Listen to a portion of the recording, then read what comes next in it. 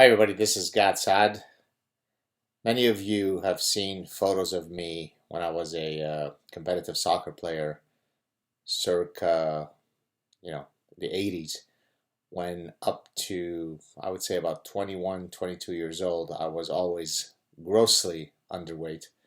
At one point I had run two marathons in 85 and 86, and I had done a comprehensive fat test, and at the time I had gotten 4.3% body fat. And if you see the teaser image that is associated to this clip, you'll have your confirmation.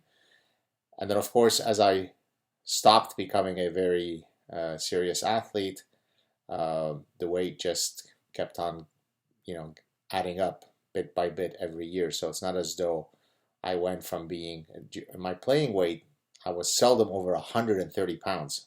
As a matter of fact, the lowest I was as an adult was 122 pounds.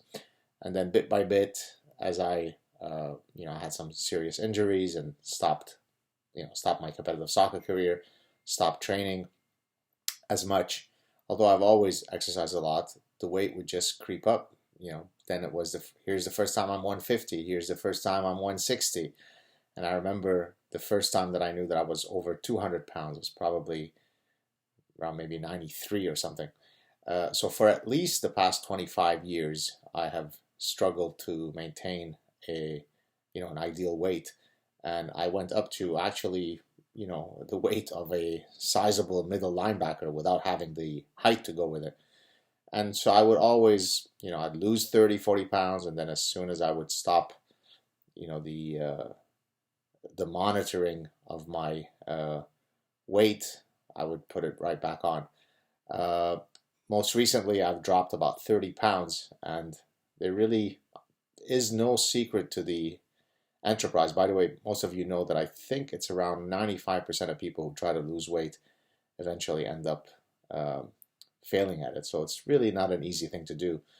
But what I have found works for me, and then it usually stops working because I get off the train of what I'm about to tell you. What works for me is to have very clear monitoring systems.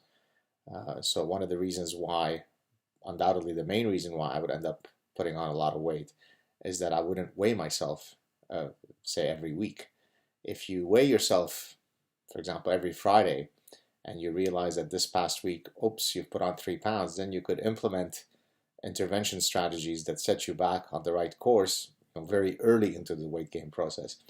If you wait 3 years between weigh-ins, and then you get on the scale and you go, oh my Lord, I've put on 28 pounds since I weighed myself last time, then that's not good. So number one, I would say, as a behavioral modification strategy, always weigh yourself so that you're accountable to your weight. I mean, there's a reason why when you go see your physician, one of the key, vital markers that the physician will look at is your weight. So do that. The second thing that works well for me is when my caloric intake is really monitored carefully. You obviously don't end up being over 200 pounds because you've always made the right choice. Notwithstanding that some people have faster metabolic rates, others have slower ones, and so on and so forth. We tend to underestimate how many calories we eat, right? So if I showed you well, first, if I told you, please remember how much you think you ate today, you're probably going to underestimate it. And there is research that has looked at, people's inabilities to properly estimate what is the caloric amount of a particular dish. So if I showed you a Caesar salad or a pad thai and I asked you how many calories do you think that is, most people tend to underestimate that.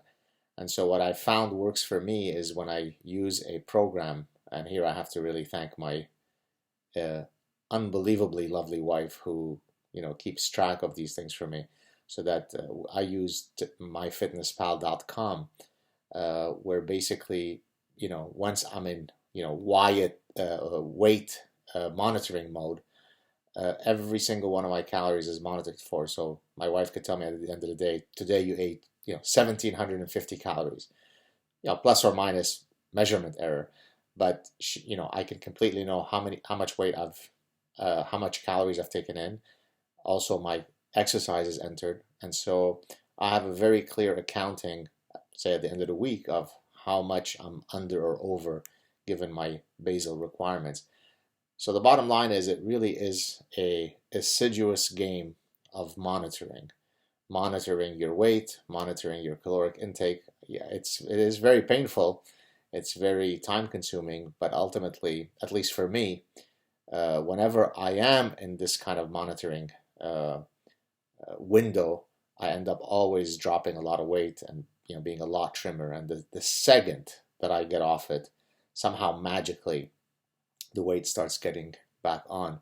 At home, we refer to my body as the you know, the mysterious black box, because oftentimes my wife and I will eat the exact same thing, and of course I'm much bigger than her. I end up putting on weight, she ends up losing weight. So the only way for me, at least, to fight the never-ending battle of one's weight is to always be accountable to the scale and always be accountable to the calories in and calories out.